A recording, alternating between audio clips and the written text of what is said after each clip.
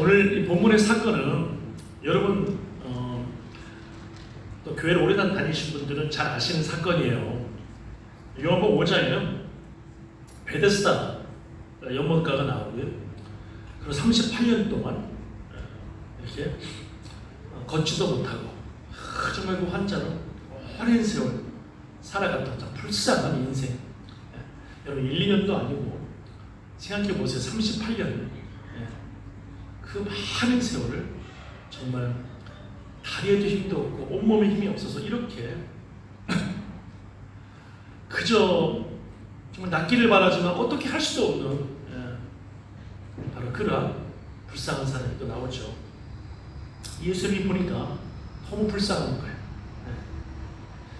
그 중에 이 사람을 주님께서 만나주시고 이 사람에게 눈을 맞춰주셨다는 것 자체가 뭐냐면 이 사람이 여기서 가장 불쌍한 사람이었다는 거예요. 그걸 증명하는 거예요.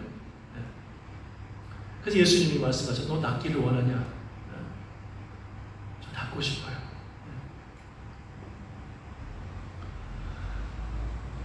가끔 천사가 내려와서 물을 움직이게 해서 첫 번째 들어가는 사람이 낫는다는 거예요. 근데 자기는 몸도 제대로 가누지 못하니까 들어가지 못한다는 거예요. 물론 천사가 내려와서 물이 움직일 때 들어갔다는 사건이 어떤 분들은 이것이 팩트다고 얘기하고 어떤 분들은 그렇지 않다고 이야기도 하는데 왜냐하면 결국에 그렇다면 가장 이기심이 많은 사람이 재빨리 다 밀치고 들어가가지고 들어가면 낫는 것이냐 뭐 이렇게 문제제기하는 분들도 계세요. 뭐 그 일이 중요한 거는 뭐 우리 천사가 움직였다 나섰다 첫 번째 들어가는 사람이 그것이다 이것이 중요한 게 아니고 사실 여기서 가장 중요한 건 뭐냐면 예수님이 이 사람을 만나주셨다는 거예요. 예수님 너무나도 불쌍하고 가장 뒤처져 있고 가장 아무것도 할 수 없는 무기력한. 그래서 예수님이 이 사람에게 말씀하시는 거예요. 너의 자리를 누워있던 그 자리 앉아있던 그 자리 그 들고서 걸어가라 말씀하셨어요. 근데 이 사람이 정말 자리를 들고서 걸어갔어요. 자리를 들고서 걸어갔어요. 예수님의 그 압도하는 그 말씀에 그저 순종하고 자리를 들고 걸어갔어요. 놀라운 일이 벌어진 거예요. 놀라운 일이. 제가 어렸을 때 항상 이렇게 예수님이 행하신 이적들을 보면 너무너무 신기하고 재미있고 또 놀랍고 또 감사하고 이렇게 되어져요. 제가 우리 세례교육이나 또 입교나 아니면 특별히 성경 공부를 할 때 특히 저는 요한복음을 많이 읽어보라고 이야기를 하거든요. 요한복음을. 왜 그러냐면 거기에 예수님의 이적도 나오지만 예수님의 사랑이 많이 나오고 예수님이 누군지 잘 보여주고 있어요. 요한복음에서. 그래서 읽으라고 하는데 근데 어렸을 때 집에 좀 신기하게 어떻게 그런 책이 있었는지 모르겠어요. 그 책 제목이 뭐였냐면 그때 아마 이 사람이 서울대 종교학과 교수였던 것 같아요. 그런데 제목이 참 신기해서 봤어요.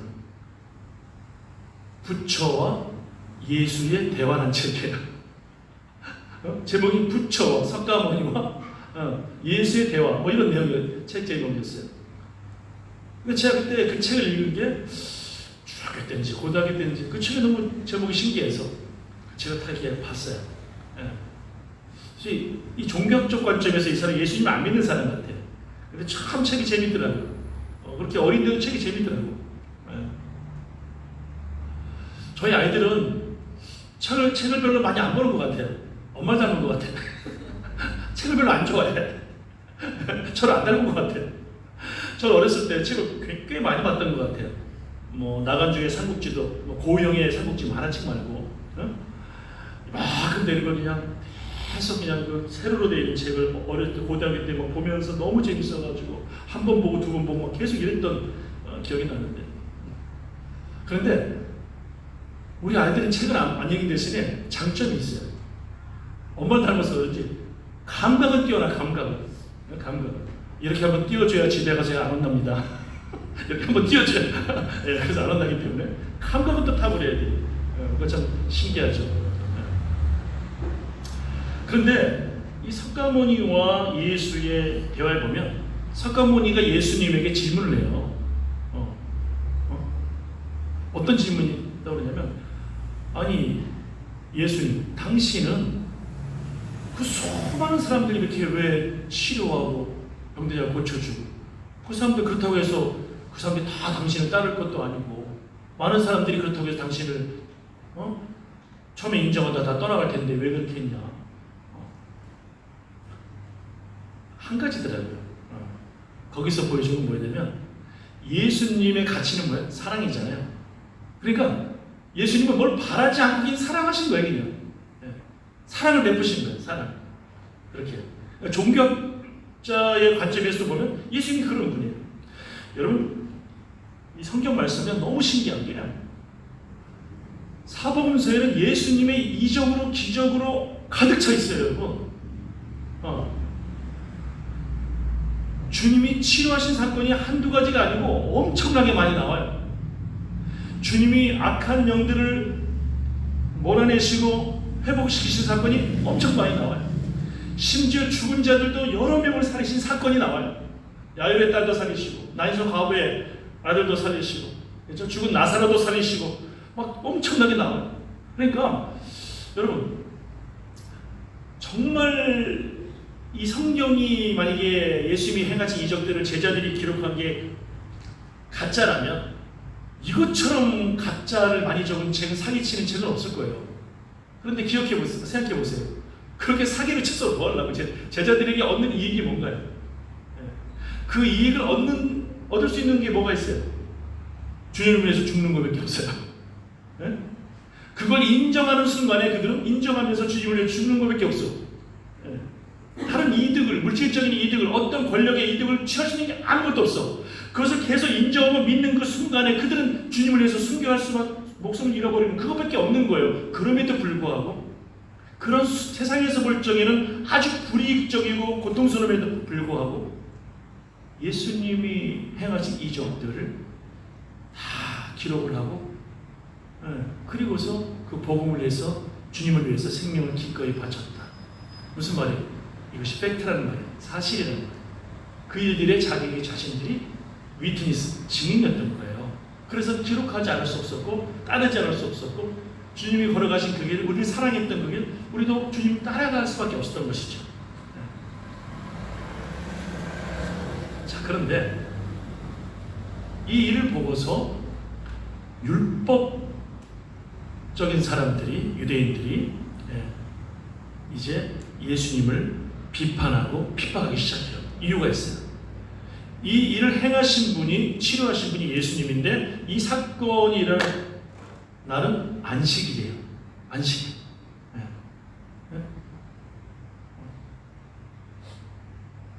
아니, 이스라엘은 그렇게 안식일을 소중히 여기면서 지금 안식일에도 막 전쟁을 하대. 지금은. 지금 안식일에도 막 전쟁하더라고. 그런데 이 안식, 그 당시에 안식일에 사람이 일을 하면 안 됐어요.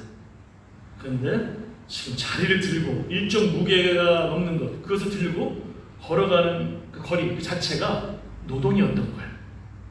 그래서 예수님을 핍박하기 시작했어요. 그 사람들이 생각할 때는, 바리새인이라든지 율법학자들이라든지 율법적인 유대인들이 생각할 적에는 율법은 곧 하나님이에요. 그러니까 율법을 어기는 건 하나님이 아닌 거예요. 하나님의 아들이 아닌 거예요. 이렇게 해석을 하는 거예요. 여러분, 이런 아주 정말 뭐라고 해야 될까요? 이런 논리가 굉장히 위험한 거예요. 이런 논리가 위험한 거예요. 예수님은 항상 그 논리를 타파하셨어요. 예수님께서. 심지어 예를 들어서 밀밭 사이를 지나가면서 제자들이 배고파가지고 먹잖아요. 막 깎아가지고 먹는단 말이에요. 그러니까 저렇게 저런 걸 함부로 안식일 일을 까서 먹고 자기들이 배불리고 이런 일 하면 안 되는 거 했다고 막 비판하니까 예수님은 무슨 상관이냐, 항상 그 논리를 깨뜨리신 거예요. 무슨 말이냐면, 아니 다윗 왕도 진설빵을 성막안에 빵을 아무나 먹으면 안 되는데 배고프다고 자기하고 자기 군대에게 나눠주지 않았느냐. 그러니까 너도 너무 그렇게 율법적으로 살지 마라. 예수님께 말씀하십니다. 그리고 안식일의 주인은 나다. 그리고 안식일이 하나님이 원래 안식일을 주신 목적이 율법을 위해서 주신 것이 아니고 사람을 위해서 주신 것이다. 사람을 위해서. 사람을 쉬게 하시려고, 사람을 축복하시려고, 그러려고 주신 것이다. 이렇게 예수님이 말씀하셨어요. 본래 취지를 너희들은 잘 모른다. 자, 이때 예수님이 뭐라고 말씀하시냐면 핍박하는 그들에게 내 아버지께서 일하시니 나도 일한다 이렇게 말씀하셨어요. 내 아버지께서 일하신다. 하나님이 일하신다. 이 일도 하나님이 행하신 일이고 나도 일한다. 그렇게. 여러분, 하나님 하면 뭐가 생각납니까, 여러분? 제일 먼저 생각나는 하나님은 어떠한 하나님이에요? 뭐 여러분 다양한 이야기 할 수 있지만 개인적으로 저는 창조주 하나님이십니다. 온 세상을 창조하신 하나님. 빛이 있으라 하심에 Let there be light. 빛이 생겨나고 하늘과 땅을 만드시고 식물들이 땅에 자라나고 해와 달과 별과 행성들을 만드시고 또 어류들, 물고기들이 막 바다에 다니게 하시고 또 동물들을 만드시고 그 다음에 마지막에 사람을 만드신 하나님, 창조주 하나님, 그리고 심히 때마다 좋아하신 하나님 만드시면서 너무 좋아하신 그 하나님이 생각나요. 그 하나님이 창조주 하나님, 때마다 만드시면서 심히 좋았더라 아 좋구나, 아 좋다 말씀하시는 그 하나님이 생각이 납니다.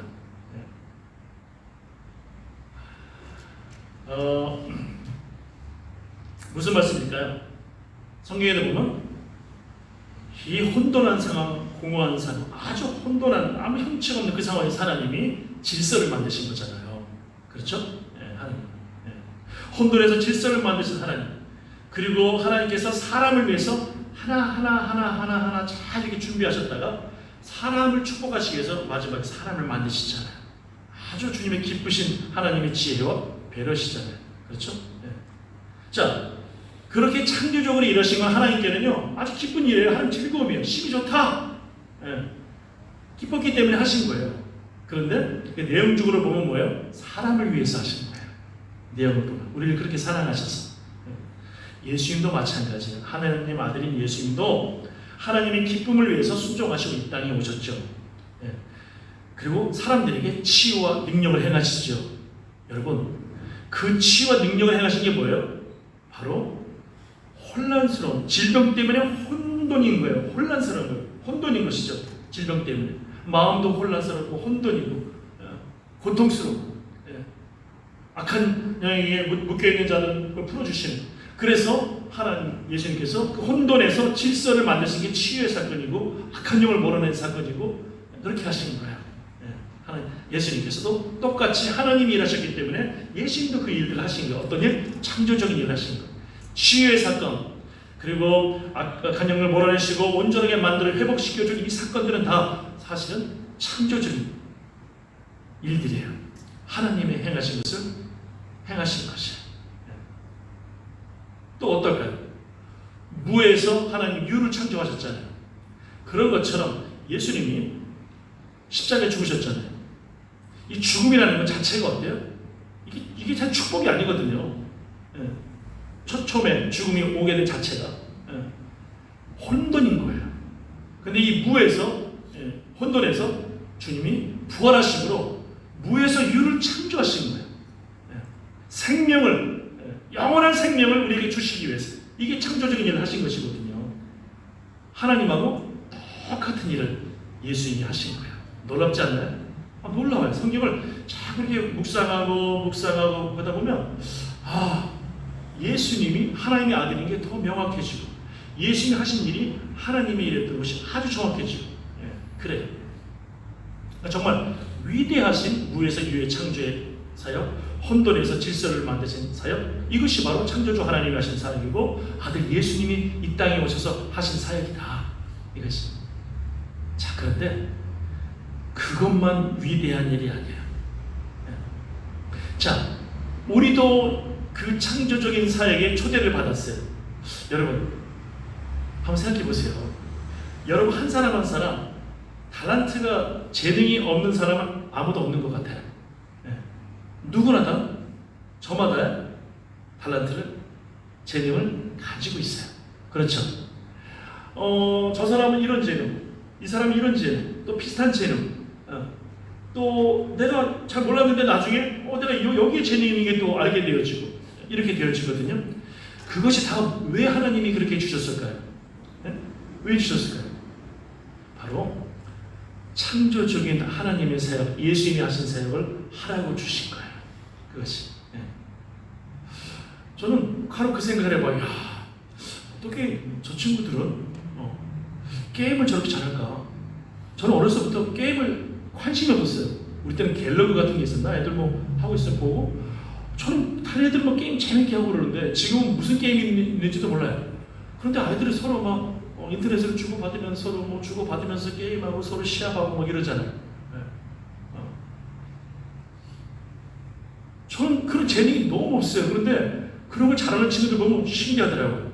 너 밤낮에 게임만 하니 이런 소리가 안 나오고 넌 정말 대단하다. 이 생각이 들어요. 어떻게 그렇게 잘 다루냐. 이 생각이 들어요, 정말. 저는 저한테 없는 그런 것들을 가지고 계시는 분들 보면 다 존경이 나와요. 예. 우리 대현이도 마찬가지예요. 우리 둘째 사이도 마찬가지인데, 저는 되게 잘해. 막 게임 같은 그런 거를 보면 난 뭔지도 모르겠어. 그냥 존경이 나오더라고요. 그런 거 보면. 우리 제 딸이 그래요. 아빠 우리 신랑은 이런 거 다 좋은데 맨날 너무 게임을 너무 많이 한다. 어떨 때도. 야, 대단한 재능이다. 열심히 일하는데 스트레스가 어디서 풀겠냐? 그렇잖아. 열심히 일하고 있는데. 여러분, 또 어떤 사람 보면 진짜 어떤 일을 해낼 때 보면 굉장히 고의를 예민하게 깔끔하게 잘 해내는 사람들이 있어요. 뭘 해도. 예를 들어 청소를 한다 해도 잘하는 사람이 있어요. 저는 존경이 가요. 존경이. 저 아내는 다른 점이 있어요. 저는 청소를 집에 청소한다 그러면 저는 각을 잡는 데 주력을 해요. 딱 각만 잡으면 그런 마음이 편해요. 근데 제 아내는 각을 잡는 건 전혀 신경 안 쓰고 바닥만 깨끗해야 돼. 그냥 이렇게 뭐가 있으면 맨날 뭐 지워야 돼. 그냥 막 흩어져 있어, 막 물건이 많이 있어. 이거 신경도 안 써. 상관이 없어. 바닥을 깨끗하게 해야 돼. 이거밖에. 그런데 때로는 처음엔 그것이 불만이었다가도 그것도 재능이다. 나와 다른 것을 가지고 있는 것도. 어제도 피는 거, 그건 뭐 내가 하면 되니까. 어쨌든. 또 어떤 친구는 제가 그림을 잘 못 그려요. 제가 음악은 좀 하는데 그림을 잘 못 그려요. 초등학교 선생님이 너무나 좋은 선생님이 계셨는데 이 선생님은 아이들을 너무나 칭찬해주는 선생님. 저는 그래서 선생님에 대한 추억이 너무나 좋아요. 초등학교 6학년 때 허주명 선생님은 여자 선생님이셨는데 아이들이 재능을 아주 소중하게 여기셨어요. 제가 그림을 잘 못 그리는데도 그 장점을 이야기해가지고 야 어떻게 넌 이렇게 그림을 지렁이를 잘 묘사했니 뭐 이런 거 있잖아요. 잘 칭찬해 주시는 선생님 대단하신 분이셨죠. 근데 그런 분들은 정말 대단하신 것 같아요. 그런 그분들이 세워준 어떤 그런 위로해 주시는 그것 때문에 정말 제가 위로를 많이 받았고 그다음에 자신감도 붙고 그러더라고요. 심지어 그 당시 어떤 아이는 원배라는 아이는 공부를 그렇게 안 했는데 글을 참 잘 썼어요. 글짓기 잘했던 것 같아. 나는 걔가 잘하는지도 몰랐어. 선생님이 잘한다고 막 칭찬하시길래 나하고 별로 안 다른 것 같은데 일길수하고 보면 별로 크게 다르지 않은 것 같은데 왜 이렇게 원배를 칭찬하지? 그렇게 이뻐하고 공부 잘한다고 좋아하신 게 아니고 뭘 하나 잘하면 그 아이를 칭찬해 주셨어요. 미래지향적인 선생님이죠. 진짜 선생님. 근데 얘가 고등학교 때 우리 학교 왔는데 얘가 전국대회에서 글짓기상 최우상을 받은 거예요. 선생님 알아보신 거지. 뭘 하나만 잘하면 다 칭찬해 줬어요. 그림 잘 그리든 글짓기를 잘하든 또 애가 뭐 순하고 선생님 말씀을 잘 듣든 아니면 뭐 무엇을 잘하든 어떤 거 하나 조그만 것 잘하면 칭찬해 주셨어요. 애들이 막 사기가 올라가고. 그런데 저는 그림을 잘 그리는 사람 보면 너무너무 제가 부러워요. 또 사진을 잘 찍는 사람들이 있어요. 너무너무 부러워요. 저는 맨날 제가 사진 찍어주면 재현이한테 구박받거든요. 왜 그렇게 찍냐고. 근데 잘 찍는 사람들이 있어요. 이렇게. 그런데 여러분 그거 아세요? 우리 한 사람 한 사람에게 주신 그 달란트는 창조적인 하나님이 일하시니 나도 일한다. 너도 일하길 바란다. 내 일하는 것도 소중하다. 주님 말씀하시는 거예요. 여러분, 위대한 일만 하나님이 우리 가운데 하라고 그러시는 건 아니에요. 우리가 하는 모든 것들이 정말 하나님께 기쁨이 될 수 있는 건 뭐냐면 사람을 축복하는 일에 우리의 재능이 쓰이면 창조적인 일이 됩니다. 창조적인 일이 되는 거예요. 창조적인 일의 목적은 하나님도 사실 하나님이 기쁘셨지만 그 내용을 보면 사람을 위한 것이었고, 예수님도 하나님의 기쁨을 위하셨지만 사실은 사람을 위한 것이었잖아요. 그런 것처럼 우리에게 주신 달란트, 창조적인 모든 일들은 사람을 축복하는 일에 쓰임 받으면 그것이 크든 안 크든 상관없이 하나님은 그것을 굉장히 심히 좋더라, 심히 좋구나 이렇게 말씀하실 거예요.